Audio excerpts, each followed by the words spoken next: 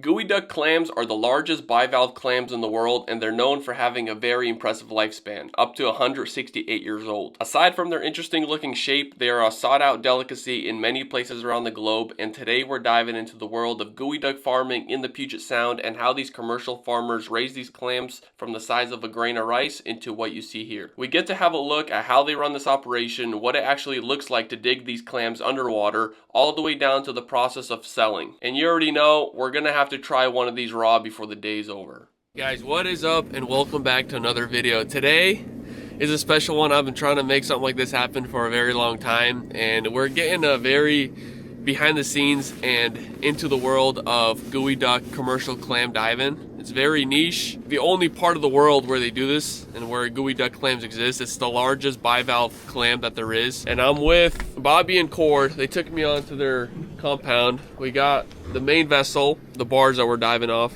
We took this boat this morning to get here. We got Bobby, we got Cord. So this is your guys' gig, yeah? Yep. And how long have you guys been doing it?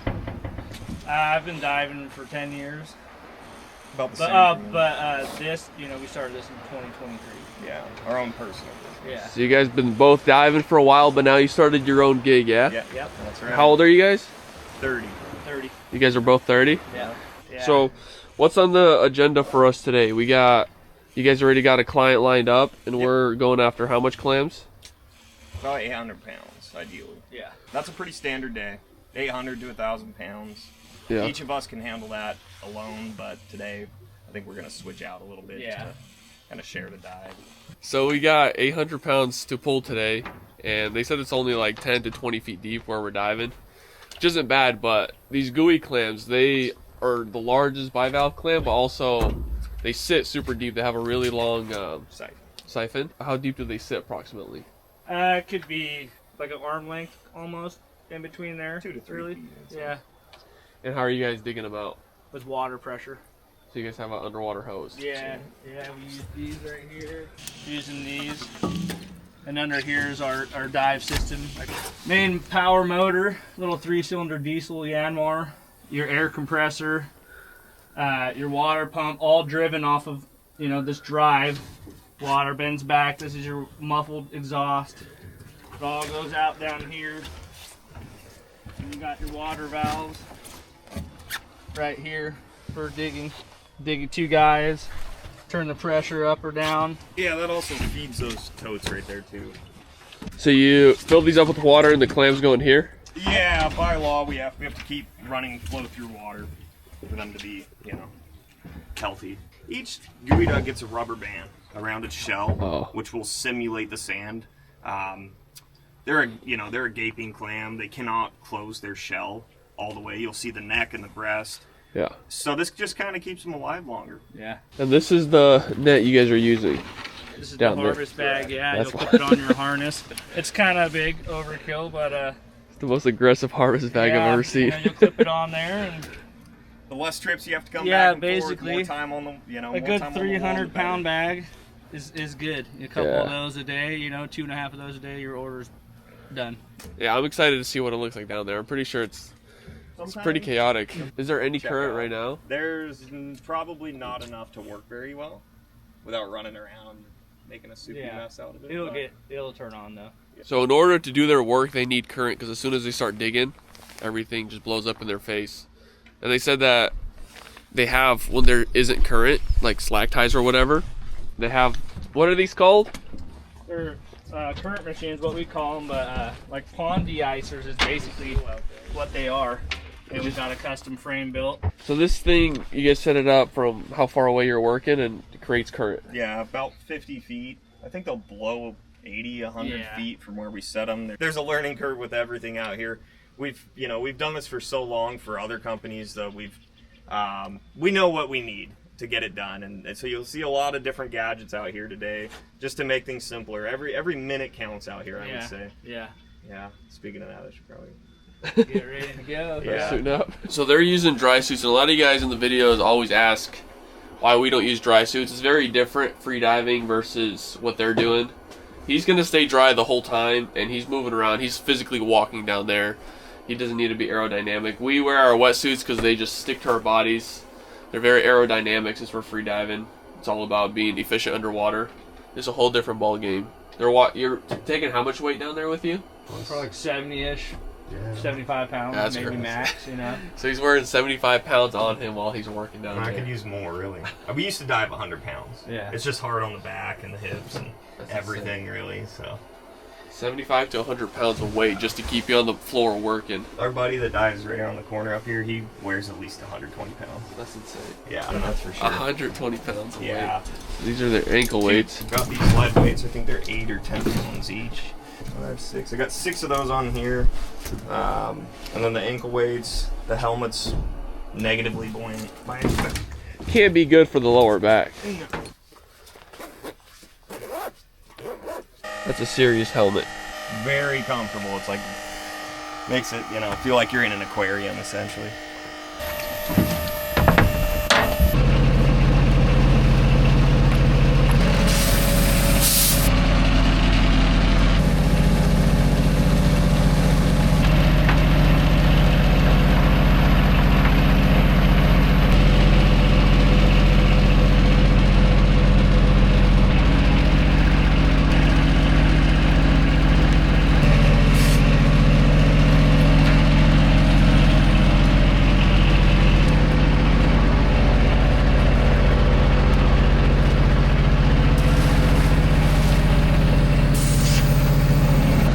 Gone, so that's it. So he's going down, and his mask, we'll hear right now, he's talking to him through the intercom. He got air conditioning going through his thing, and he's just gonna go to work. I'm gonna film the top a little, see how the operation for him goes, and then I'm gonna suit up, go down there and start filming him.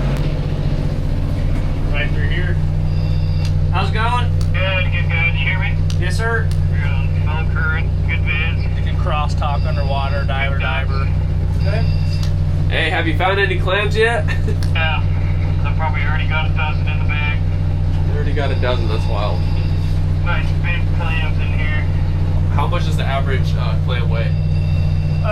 You want to know, like 1.2 to 1.5 usually.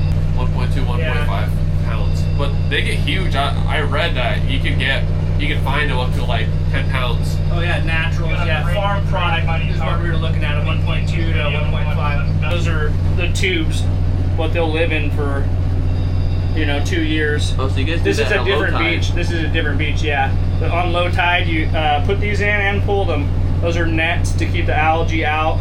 A lot of algae over them will suffocate them. There's another crop we did too. All these, we installed these. These are those were all tubes like I just showed you.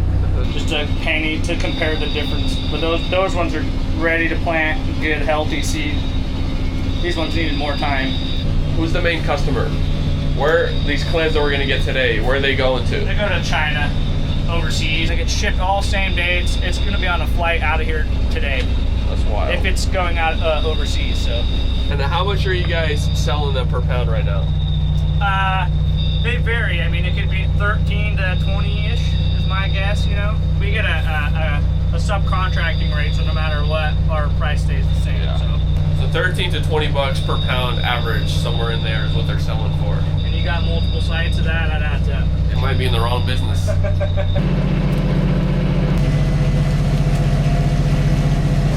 Some toads. Jeez. Probably 250 pounds, I'd guess. Those are huge. Holy smokes. Process.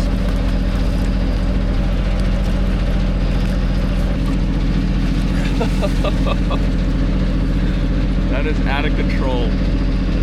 What a unit.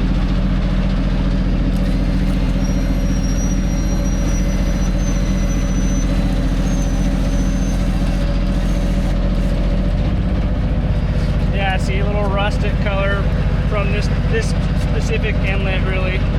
A lot of these ducks over here are like this. A little more darker? Yeah. And you'll see these just like mohawking underwater.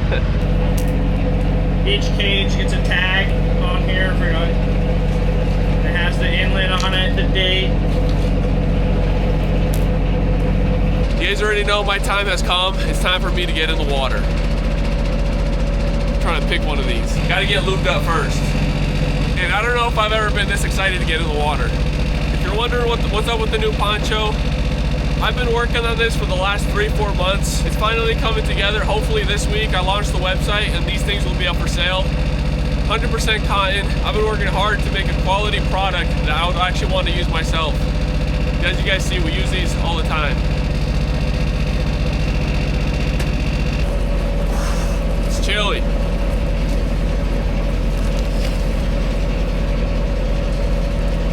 Let's go and get some gooey ducks.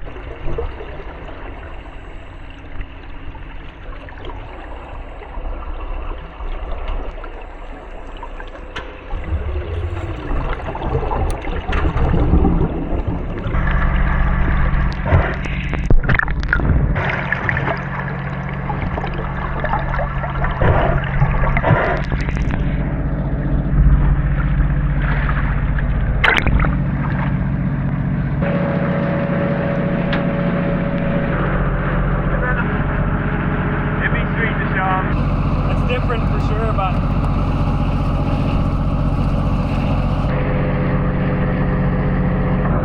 this is the bycatch. These are gaper clams. There's no market for them really here, so they just get them out of here and then go toss them somewhere else. bags goes for them.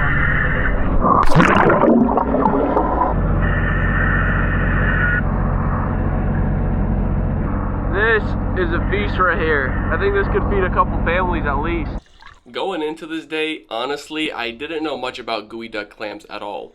Probably as much as a lot of you guys watching. I knew they existed, I knew they were somewhere from our area, but that's about it. I was surprised to learn the demand that there is and how much they're worth, to be honest. I think $13 to $20 price range per pound is a pretty good amount for a clam, and honestly, the guy said that the highest they've ever seen them sold at is 28 bucks a pound. That's a lot of money for what they are. So the second thing that really surprised me is the fact that this is basically farming underwater, like quite literally, because there's a lot of different shellfish farms around, even in this area. But this is quite literally, you go, you get a little seed, they buy seeds, they nurture them to a point where they're ready to plant, then they go out, they put these during low tide, They put these plastic tubes in the ground, and into each tube they drop 3 of these little clam shells. And that's it. For the next 6 years, they take care of their crop. They keep away predators, they do maintenance. Essentially what farmers do above land, they're doing the same thing underwater. And then 6 years later, they come back and they're doing exactly what we're witnessing today. I thought that was really cool. I think this is the closest resemblance I've seen to above land farming done underwater. And also a big shout out to Cord and Bobby. They're extremely nice. I had actually a lot of fun filming with them. They're both very optimistic, cheerful, hard-working dudes. It's inspiring to see 2 young guys take the risk, go out on their own, try to start their own gig, and I think they're going to do just fine. They're really, like I said, hard-working, very respectful. They try to get me on into the water, into the soup. Honestly, they kind of were on a time crunch. I didn't want to take up time, and since we were shallow and I was able to film and do everything I needed to do, I told them I'd get suited up and actually go dig another day. So thanks to you guys, and I'm sure we'll do something again in the future.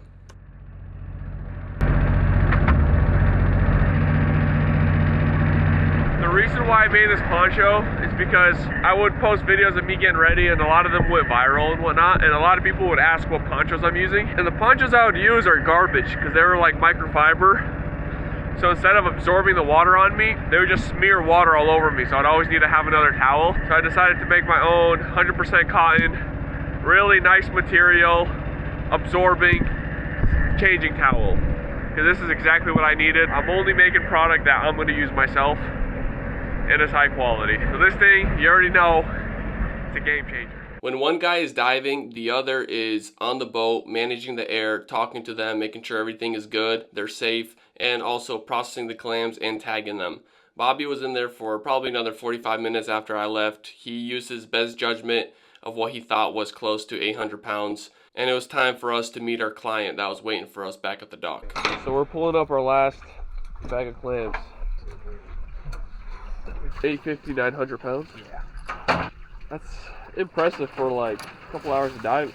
It was a pretty relaxed day. So that right there, up to that spot, is likely when this geoduck was planted. Everything's done by hand, so hand planted.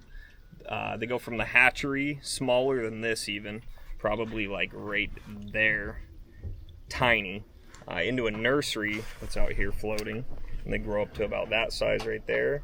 And then this is likely, if I had to guess, I would say maybe right here was that summer, and then we went through winter, and then this is probably year 2 or 1.5, and then this is probably another year here, and then somewhere in here you're gonna have a couple more and end up with about 6 years, 7 years old. Yeah, this was planted in 2019, right? Yeah. Yeah, I think it was right during COVID when we planted this. It really is farming underwater. You know, that's the best way. Everything's planted in rows, everything is a crop, everything gets harvested, you know, it's underwater farming. There's a oopsie. Oh yeah. Yeah, that really hurts the value of them. I don't know what a broken sells for, but I know it's not a lot. Dry as a whistle. Dry as a whistle. The thing with geoducks is they could grow, like the oldest geoduck you said, what, is 160? The oldest recorded was 168 years old. Yeah, that's insane. 168-year-old geoduck. And these are only 6 years. Yeah. Well, they get up to 10 pounds easily. I think the biggest recorded was 12. I could be wrong. So these are only 6 years, and they're like a pound and a half. They get up to 12 pounds, which you basically 10x this, which I can't imagine what that would look like. It's a monster clam. Sorry. Squirter. So it's 12 o'clock, and we're fully done. We got our approximate 800 pounds, so we're gonna do a little catch and cook right now. They're gonna heat up some water, they're gonna show me how to process it, and we're gonna try some raw. Work our way around. Oh yeah. The gonad there. Things right there. So that's gonna be your meat right there. Could loosen up here. There we go. Oh yeah, there it goes. Wow. Yeah. That's impressive. About how deep. You can take that home if you want. And some cold water now. Give them a little bath. Yeah, the meat changes a lot though, doesn't it? Yeah, from when for it's sure. it has the sheath on it. So this should taste kind of like a salty cucumber, really crunchy, chewy. Really? It's very different. So we're eating it raw. Yeah. And this is 2 different kinds of meat. I've never ate the breast raw. I hear it's really good, a little more mushy. I'm surprised you guys aren't smashing these every day as dye fuel. No. They're worth too much money, you know? Yeah. Just like that, hammer down.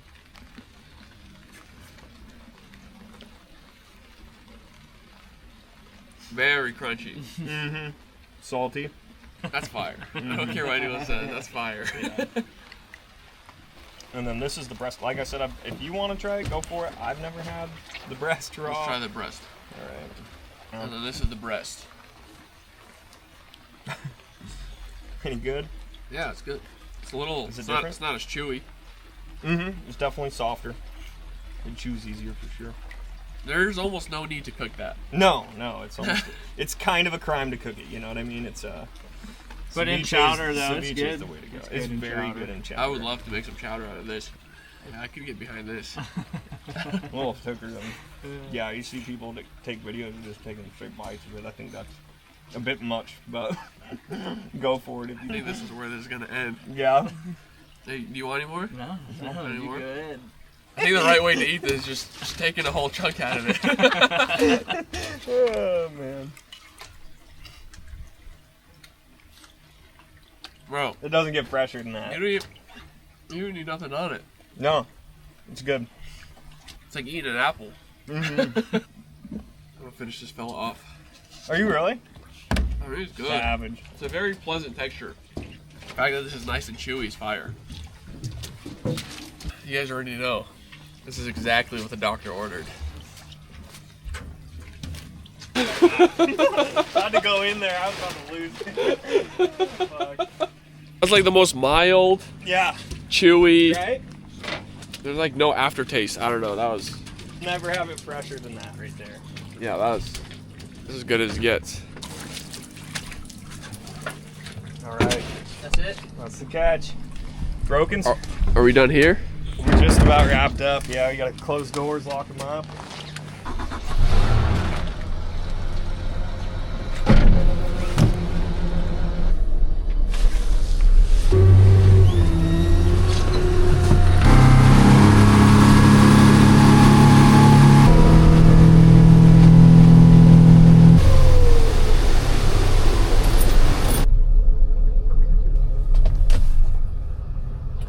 So we just put the boat in, and the buyer's already here waiting in the Sprinter van.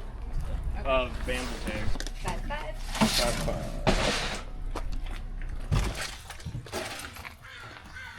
5-7.